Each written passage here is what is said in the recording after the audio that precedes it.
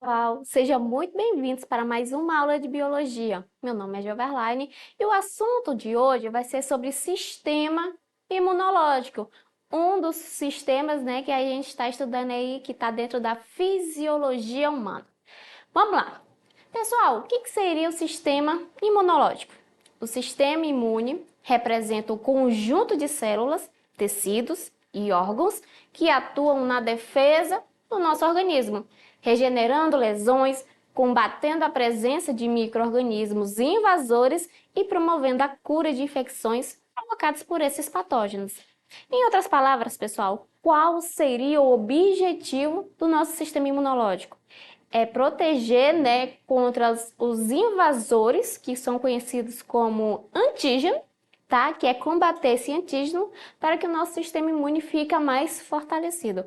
É claro, pessoal, que o sistema imunológico ele é um dos sistemas complexos que vai desde a gestação e vai melhorando com o decorrer do tempo, né? O nosso sistema imunológico ele vai se fortalecendo através de quê, professora? Através de vacinas, através de hábitos saudáveis e até mesmo através das doenças, porque o nosso corpo reconhece, trata e fica aí com células de memórias, coisas que vocês vão ver no decorrer da nossa aula, tá certo? É claro que no sistema imunológico temos a resposta imune. O que seria essa resposta imune? A resposta imune é um processo de defesa do corpo por meio do sistema imunitário. Ela é dividida em dois tipos, pessoal. Temos a inata, natural, conhecida também como não específica, e temos a adquirida, a adaptativa ou específica. Qual seria a diferença entre essas duas? Primeiro, pessoal, a natural é a nossa primeira linha de defesa, como vocês estão vendo aí. Ou seja, nascemos com ela. Pode ser fisiológica, que seria quem? A pele, o pelo, o muco, que é o que? Impedir a entrada de corpos estranhos, No caso da pele, pessoal, ele é considerada a principal barreira contra os micro-organismos. O muco, por exemplo, ele protege o nosso sistema respiratório, para que os micro-organismos não entrem lá. No caso aqui, temos as físicas, que é a acidez do estômago e a temperatura do corpo. A função é o quê? Eliminar esses micro-organismos. Temos os celulares, conhecidos como os neutrófilos, macrófago e linfócito. Essa função, pessoal, dessas células é destruir o patógeno. A gente vai ver direitinho aí mais à frente. Com isso, temos a adquirida, ou seja, adquirimos ao longo da vida. No caso, pessoal, a vacina é uma resposta imune adquirida. Pois a gente, quando toma a vacina, a gente vai gerar um estímulo das células de memória, tá?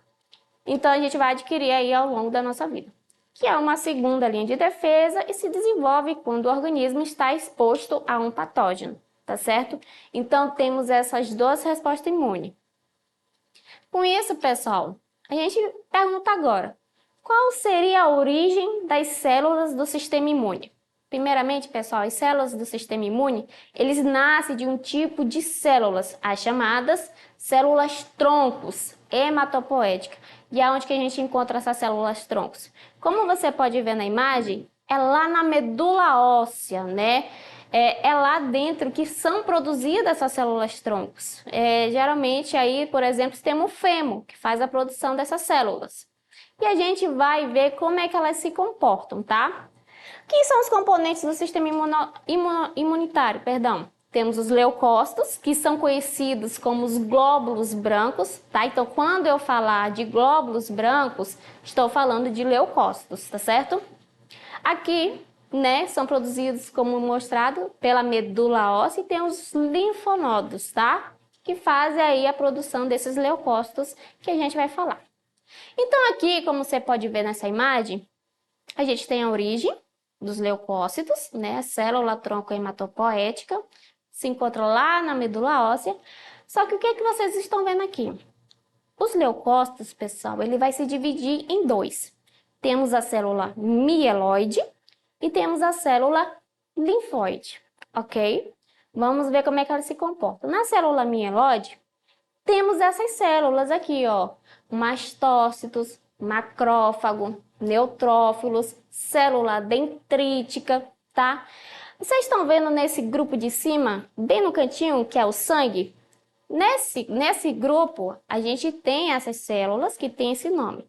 Só que a partir do momento que essas células vão para o tecido, elas recebem outro nome.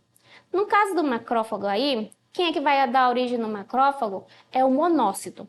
Então, no monócito, ele é conhecido quando ele está no sangue, mas a partir do momento que esse monócito ele migra para o tecido, ele recebe o nome de macrófago. O nome desse processo, pessoal, do que sai do sangue para o tecido, é conhecido como diapedese, tá certo? No caso aqui da célula linfóide, temos o linfócito B, que ele é responsável aí pela produção de anticorpos, e temos o linfócito T. Olha só que interessante, pessoal. O linfócito T, ele amadurece no timo, tá? E tem esses dois linfócitos aí no tecido. Temos o linfócito T auxiliador e temos o linfócito T citotóxico. Pessoal, esse linfócito T citotóxico, ele é conhecido também como matador. E vocês vão entender por que ele recebe esse nome, tá certo?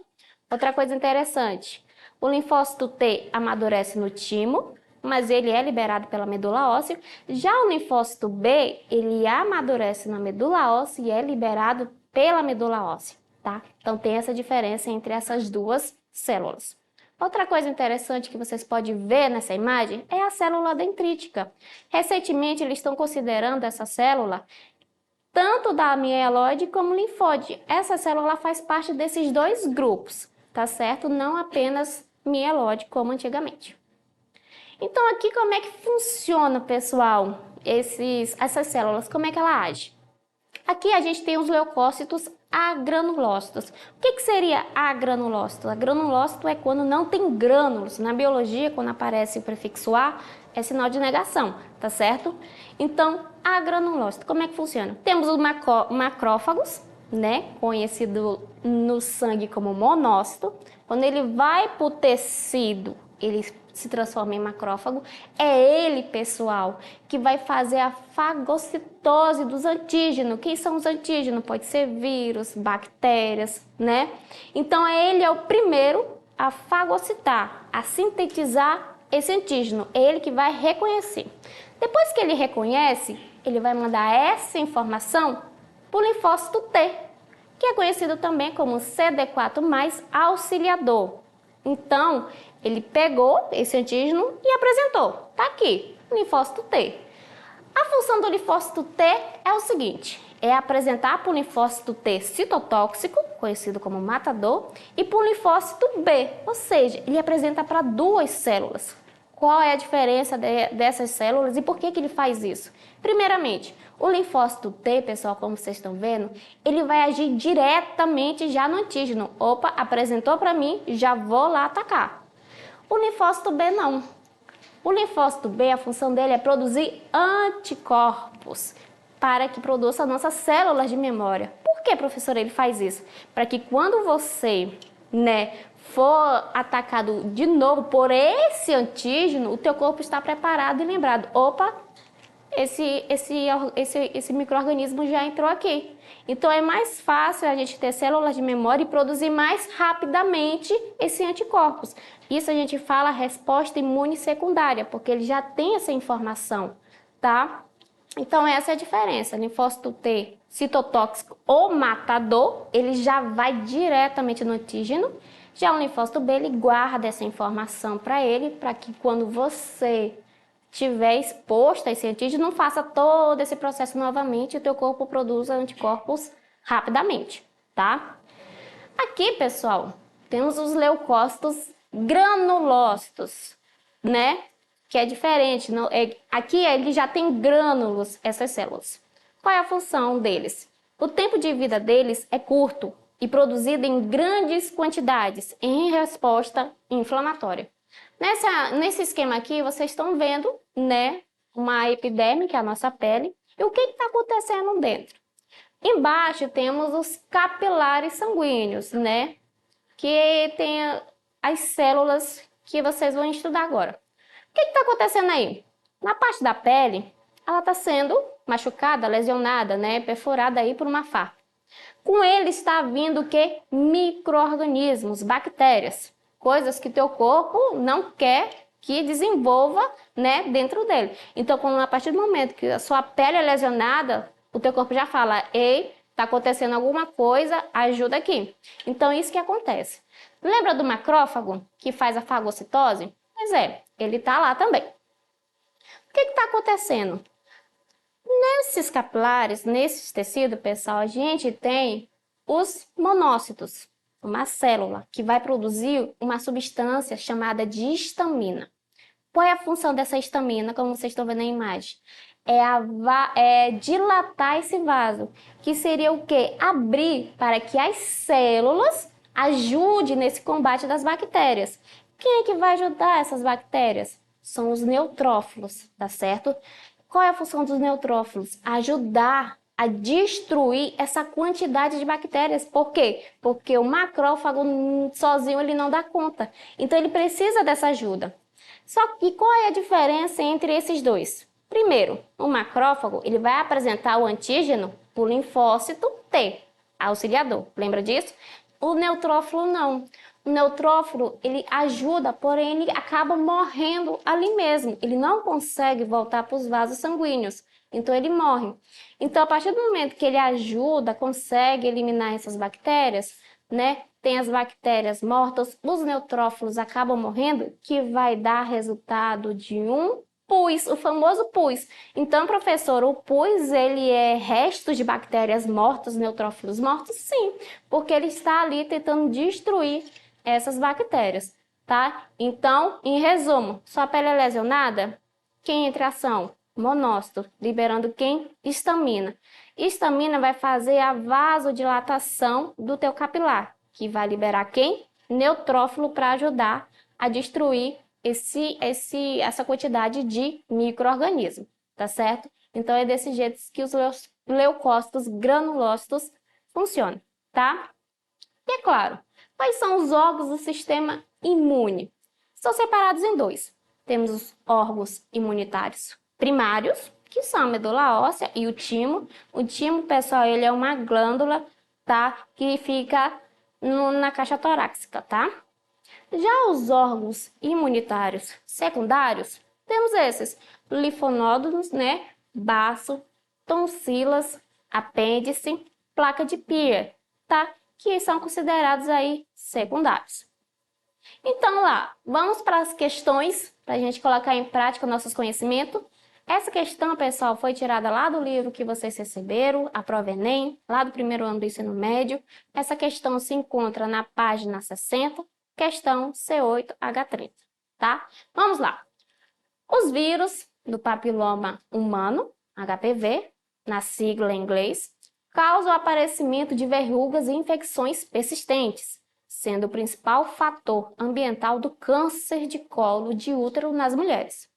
Os vírus podem entrar pela pele ou por mucosas do corpo, o qual desenvolve anticorpos contra a ameaça.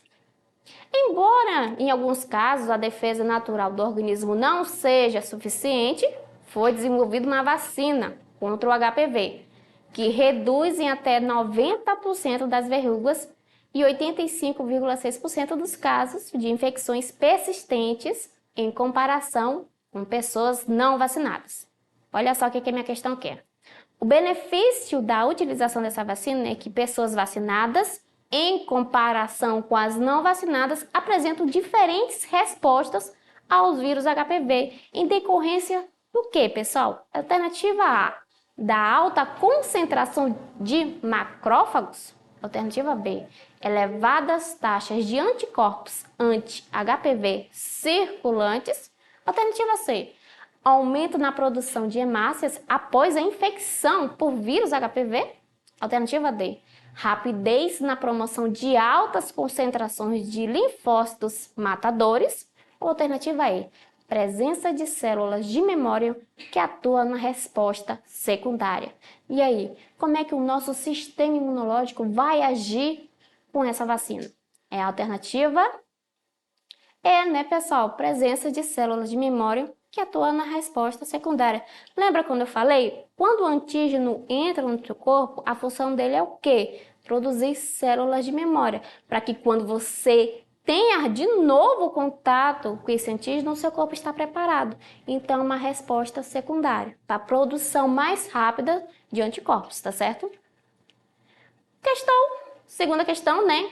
Também lá do livro de vocês, se encontra na página 65, questão 11. Pesquisadores do Instituto de Ciências Biomédicas da Universidade de São Paulo elucidaram um dos mecanismos usados pelo sistema imune para controlar a presença de plasmódios, os protozoários do gênero Plasmodium, causadores da malária, no sangue do hospedeiro. Eles descobriram que células dendríticas, presentes em grande quantidade na região da polpa vermelha do baço, são ativadas para conter e eliminar plasmódios do sangue. Nos primeiros dias de infecção pela fagocitose, que é o englobamento e ingestão de glóbulos vermelhos, eritrócitos infectados.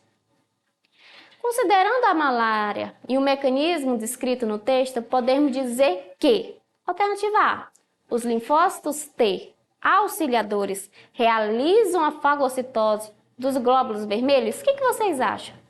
É o linfócito T auxiliadores que faz a fagocitose ou o macrófago? Alternativa B, o parasita se aloja na carioteca das células? Não, né? As glóbulos vermelhos, pessoal, eles são anucleados, tá? Eles não têm carioteca. Então, a B também não seria. Alternativa C. O plasmódio apresenta grande risco por não ser detectado pelo sistema imune? Alternativa D. Os causadores de doenças se localizam no baço? Alternativa E. A doença afeta a tomada de gás oxigênio pelas células. E aí? A alternativa correta é a alternativa E, né, pessoal? A doença afeta a tomada de gás oxigênio pelas células. Por que não poderia ser a D? Os causadores da doença se localizam no baço? Não, pessoal, eles vão se localizar lá nas hemácias, né, glóbulos vermelhos, tá? O plasmódio apresenta grande risco por não ser detectado pelo sistema imune? Não, pelo contrário, ele é sim detectado pelo sistema imune, tá certo? Bom, pessoal, a gente encerra por aqui, tá certo? Espero que vocês tenham entendido, aprendido, tá? Sobre o sistema imune. Não esqueça aí de acessar as nossas plataformas para ficarem por dentro. Até a próxima aula e tchau!